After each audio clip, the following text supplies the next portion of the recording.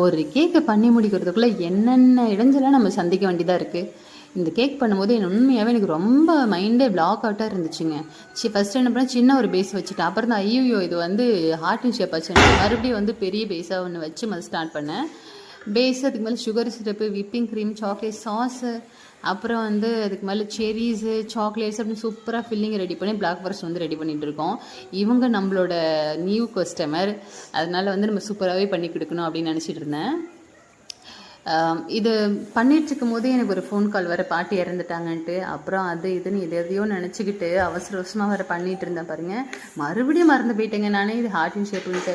ஐயோ ஒரு ஆல்மோஸ்ட் முடிக்க போகிற சமயத்தில் தான் ஐயோ இது வந்து ஹார்ட் அண்ட் ஷேப் ஆச்சே அப்படின்னு தோணுச்சு. சரி ஓகேன்ட்டு அப்படி இப்படின்னு ஏதோ அகதொக வேலையில் காமிச்சு சூப்பராக ஹார்ட் அண்ட் ஷேப்பு கொண்டு வந்து சூப்பராக ஃபினிஷ் பண்ணியாச்சு. ஃபைனல் லுக்காக நம்மளோட பிளாக் ஃபாரஸ்ட் கேக் இப்படி தான் இருந்துச்சு. எப்படி இருக்குன்னு சொல்லுங்கள்.